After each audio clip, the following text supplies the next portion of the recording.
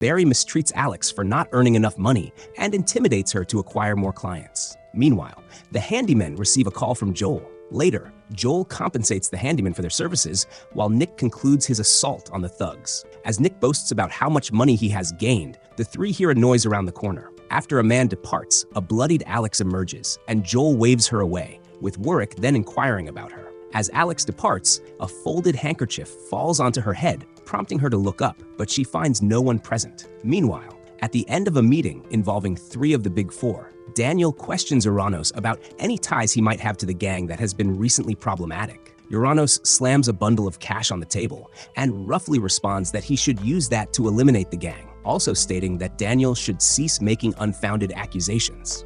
This action leads Marco and Loretta to also place a bundle of cash on the table, while Daniel asserts that 3,000 should suffice for a cleanup operation. Uranos then inquires about who would oversee the task, with Daniel responding that the natural ones would handle it, and he would arrange everything. Warwick, Nick, and Betty go to Connie's gun shop, where they have been eating. Warwick inquires about the gang, and Connie shares what she has seen and heard regarding them. She concludes by stating that ultimately, the Big Four would dispose of them, as Warwick and Nick subtly go for second servings. Inspector Chad expresses his irritation at the handyman's tardiness, and as he struggles to light his cigarette, Warwick arrives and ignites it for him. Chad asks about Nick's whereabouts and is startled when Nick pats him on the head from behind. Chad then updates them on Barry Abbott's recent actions and requests the handyman to completely erase all traces related to him and his gang. Warwick questions what to do about Alex, but Chad instructs him to eliminate everyone. Warwick hesitates to dispatch a woman, but Nick interjects, asking Chad if they can take anything as loot, and Chad consents.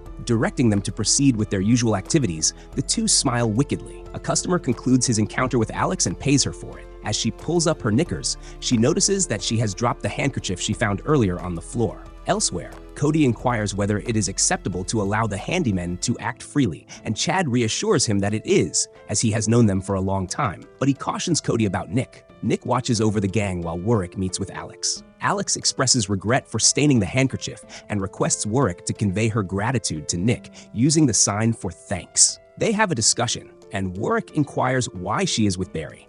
She responds that it's because she has no other place to go. She then asks him to leave since Barry will become angry, but Warwick replies that Barry won't return, which surprises her. Nick is already in the process of taking out Barry's gang, and as he continues to finish them off, Warwick shoots from behind him, eliminating the remaining members of Barry's group. Having only sustained injuries, Barry attempts to grab a gun, but Nick drives his katana through Barry's hand. Barry begs the handyman to let him live, offering money and women, but Warwick rebukes him before fatally shooting him. An anxious Alex, having heard the commotion earlier, arrives at the bloody scene and fires several more shots into Barry's lifeless body. Alex departs, and Nick proposes to eliminate her, but Warwick refuses and drags her along with them. Chad's face displays shock when he spots them with Alex. He begins a tirade about how she was Barry's woman, but Warwick cuts him off, stating that she was their loot, which he had agreed they could have. Chad reprimands them for allowing her to survive, but Nick quiets him with a forceful kick to his police car before playfully yet menacingly reminding him that they were not under his authority. Chad concedes to their demands, and Cody is left utterly astonished that Nick is capable of speech. Alex sits outside of the handyman's office and gestures "thank you" to Nick. Warwick then opens the window and asks if she could take the phone call while he steps out. The chapter concludes with Alex answering the phone. Nina arrives at the handyman's office and is greeted by Alex, who startles the young girl. When Warwick greets her while dressed only in a towel, Nina misunderstands and runs away, only to run into Nick. Later, Warwick introduces Alex and Nina, and Nick hands Nina a drink, with her thanking him using sign language. Warwick then inquires about her reason for coming, and Nina responds that she has brought medicine for Nick from Dr. Theo, and also that Dr. Theo needed assistance with some thugs who were too tough for Marco's men. Warwick quickly realizes that Dr. Theo is likely facing an issue with Tagged, and Nick asks how strong the tagged individual is, to which Nina responds that he is probably B rank or higher, prompting Nick to grin mischievously. Warwick then instructs Nick to go ahead while he will catch up. As Nina and Nick walk to Theo's clinic, Alex distracts some gang members who were watching Nina, and Warwick approaches from behind and eliminates them all. Nina hears the gunfire and wonders what it was, but Nick dismisses it. Nina regretfully concludes that it was probably a gunshot, and she and Nick proceed to Theo's clinic. At the clinic, the tagged threatens Dr. Theo to accept his offer, but he coolly declines and then greets Nick and Nina upon their arrival, surprising the tagged. Frustrated, the tagged slams one of his subordinates into a wall and attempts to intimidate Nick by flaunting his B2 rank, but Nick calmly requests Dr. Theo's orders, which he receives. As the tagged arrogantly assumes Nick is a weakling, Nick readies his katana and tells the tagged, through Dr. Theo, that he will take just 3 minutes to defeat him since he is an easy foe. This infuriates the tagged, and the fight begins. Meanwhile, Warwick praises Alex for assisting him with the assassination of the gang members. She expresses regret for helping, but then states that tagged has a different connotation than she anticipated. She proceeds to inquire if Nick is more than just an ordinary mercenary, and Warwick responds that Nick is a former mercenary with a tag, leaving her somewhat puzzled. As they head to the clinic, Warwick accurately deduces that she is not from the area, and then attempts to explain to her what tagged means. As Nick takes control, infuriating the tagged even more, Dr. Theo instructs Nina to head into the clinic and reach out to Inspector Chad. When one of the tagged's gang members tries to confront Nina, Dr. Theo plunges a syringe into his neck and dares the rest of the gang to challenge him. Nina manages to get inside while Dr. Theo cautions Nick to prevent the tagged from ruining his hospital. The tagged exploits Nick's moment of distraction and strikes while Nick is unaware, sending him flying, while the impact of the attack demolishes Dr. Theo's clinic, much to the doctor's dismay. As Nick rises, completely unscathed, he reveals his A0 rank tag and begins to draw his katana, with the tagged watching him in disbelief. At the police station, Cody informs Chad about an incoming call, but Chad refuses it, stating he needs to address a matter with Warwick. Cody then tells Chad that the call was from Nina and concerns Nick battling a tagged. A flustered Chad modifies their plans, directing Cody to prepare a squad car as they will first head to the location of the fight. Outside the clinic, a menacing Dr. Theo threatens to stab Nick with a syringe for unintentionally harming his clinic, pushing the tagged to the brink, prompting him to attack the two with a pipe. Nick swiftly slices the pipe in half and warns the tagged that 3 minutes are up and he's going to take him out. In fear, the tagged flees, but Nick quickly catches up to him and assaults him midair, resulting in the severely injured tagged crashing to the ground before Alex and Warwick. Warwick humorously praises Nick for defeating the tagged, while Alex is left in shock over the situation.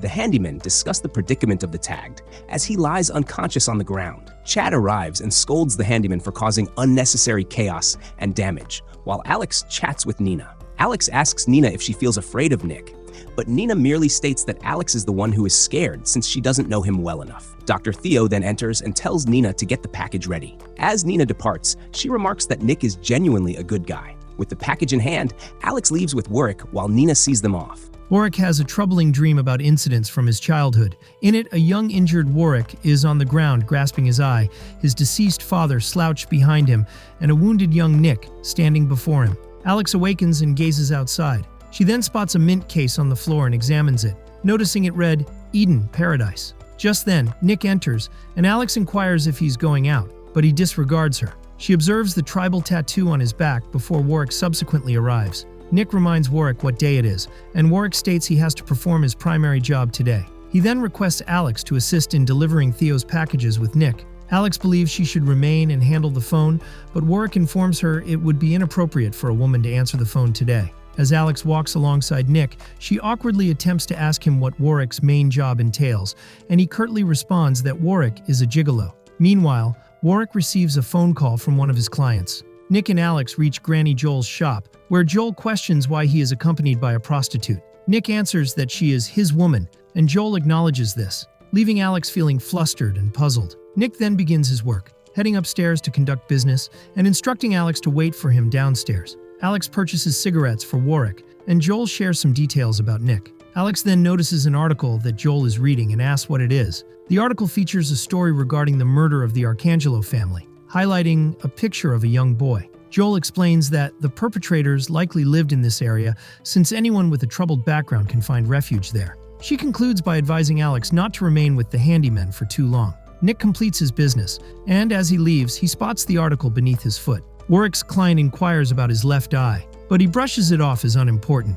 Nevertheless, she kisses it to make it better. Warwick then dresses and prepares to leave as his client brings up an article she read in the newspaper about the murder incident. He sidesteps the discussion, and she asks when she will see him again, to which Warwick responds that it depends on the payment. Warwick reunites with Nick and Alex, and the handymen first meet Marco and Galahad to deliver their medicine to them. Later, the handymen witness an execution. to Alex's dismay, before providing Daniel Monroe with the usual medicine as well. Warwick engages in conversation with Daniel while Delico and Yang dispose of the dead bodies, after which Daniel offers Nick a position back with the Monroe family. Nick casually declines his invitation with a smile, and Daniel remarks that it is unfortunate. The handymen eventually arrive at a brothel operated by Georgiana, a member of the Corsica family. Alex observes that Warwick appears to be quite popular, and he clarifies that he used to work there. Alex questions why Nick is waiting outside, and then notices the nearby people disparaging Nick for being a tagged. When one prostitute inquires why Warwick is associating with a tagged, Warwick menacingly instructs her to be silent, causing everyone around to halt and stare. Georgiana then arrives, apologizing for her daughter's behavior and inviting them all inside. Georgiana then offers another apology, explaining that it is due to the Corsica family's disapproval of Twilights. Warwick also inquires if she would apologize for his behavior to one of her daughters. Georgiana dismisses it and requests her package. Warwick retrieves the medicine and outlines all the consumption details. He subsequently asks how she is, and the scene transitions to Nick examining a bedridden woman. Warwick then states that he needs to return to his real job and instructs Alex to accompany Nick back. As Warwick departs, Alex observes Nick in a room with the girl from earlier. In the morning, Alex awakens and gazes out of the window once more. After Nick walks by, she enters Warwick's room and questions when he returned. Noticing him asleep, she tousles his hair, but is taken aback to discover he also has the same tribal tattoo as Nick. When Warwick awakens, he realizes Alex has left, with the Paradise Mint case resting on top of some clothes. Alex is outside the handyman's office when Warwick shows up and advises her to exit Ergastulum before it becomes too late, tossing her the mint case. She smiles and then asks him when he began working as a gigolo. He responds to her, and then Alex asks him if he has ever pondered the question, why? Warwick acknowledges that it is a good question. Meanwhile, Nick, seated in the office, begins to experience disturbing flashbacks of events from his childhood, while Warwick endures similar memories. The episode kicks off with a news story about some cut-up bodies found in a warehouse in District 06. Inside the Ergastulum Police Department, there's a lot of chatter as Chad and Cody are questioning the handyman. Cody is struggling to get answers from Nick, while Chad is busy questioning Warwick. Warwick wonders why they need to be involved in this situation, and Chad replies that it's due to the recent murders on 6th Street. Chad pushes Warwick to help him, promising that he would be let go in exchange. Meanwhile, Nick teases Cody and puts up a wanted poster of himself and Warwick on the window, making Warwick laugh because he hasn't changed at all. Chad observes them and thinks they look different, but after a brief flashback, he realizes they've actually changed. Chad then tells Cody to swap spots and show Warwick all the files they have. Back at the handyman's office, Alex thinks about her choice to stay with the handyman and remembers what Granny Joel told her. Just as she decides to leave, she starts seeing scary visions about Barry. Once the vision fades, she looks at her sign language book while trying to comfort herself. Returning to the police station, Cody hands Warwick the files and asks what he plans to do with them.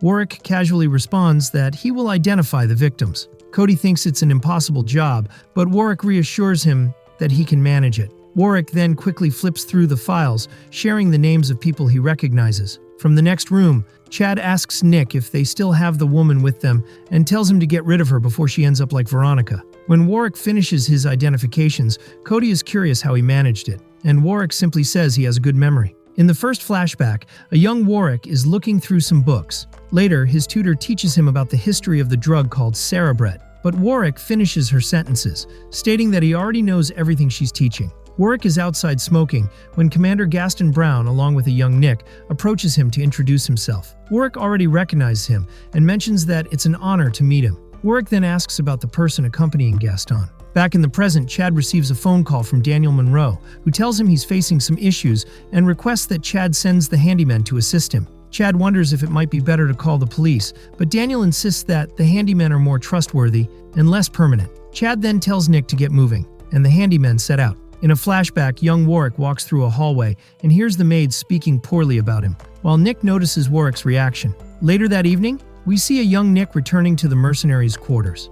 The next morning, during another lesson, Warwick spots bruises on Nick and instinctively grips his own bruised arm. Later, Warwick tries to ask Nick for his name, but seems to be ignored as Nick doesn't respond. Frustrated, Warwick pulls Nick to get him to talk, but Nick quietly mumbles that he is deaf, which surprises Warwick. In the present, the handymen hurry into battle. On their way, Granny Joel asks where they are going, and Warwick replies that they have a small task to do. In the battle, Delico is finishing off his foes when Ivan suggests he should let him have some fun. But Delico counters by saying it's time to work, not play. Delico then mentions they should meet up with Daniel just as a crying child appears. One of the Monroe members falls for the child's act and gets decapitated, revealing the child to be a Twilights on the other side. The Twilights kills another man and effortlessly destroys Delico's machine. As the Twilights taunts Delico, he realizes that the Twilights is actually much older than he seems. Delico then starts chasing their opponent and tells everyone to support him. Yang gets a call from Delico,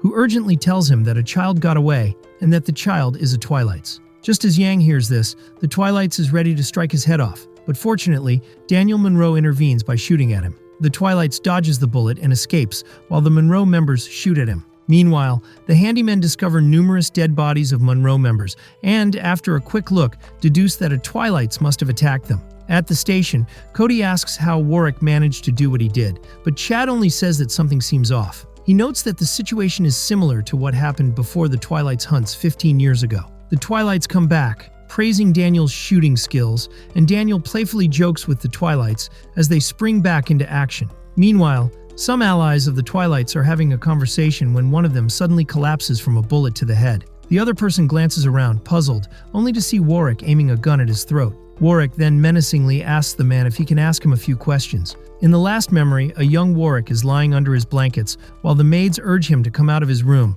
but he is lost in his thoughts. Suddenly, someone knocks on his door, and in his anger, he throws something. He becomes horrified when he realizes he has hit young Nick, causing him to bleed. As Warwick tries to say sorry, Nick simply hands back the book that fell earlier. Warwick, momentarily shocked into silence, then asks Nick again what his name is. In the present time, a worried Warwick warns Nick not to do anything reckless, since the attacking Twilights could be related to the murders in District 06. Nick grabs his weapon, Cerebret, getting ready to fight, while the Monroes remain alert to the Twilights' presence. The Twilights suddenly show up, targeting Daniel, who is facing away from them, but Delico jumps in and takes the hit instead while counterattacking. The Twilights mock Delico indirectly, but Daniel casually responds, and then Nick charges in with a powerful blow that damages one of the Twilights' knives. Daniel comments on how fights between two high-ranking Twilights are uncommon, as the two Twilights reveal their tags to each other. When the two A/0 ranked Twilights begin to battle, Daniel asks Delico and Yang which side they are placing their bets on.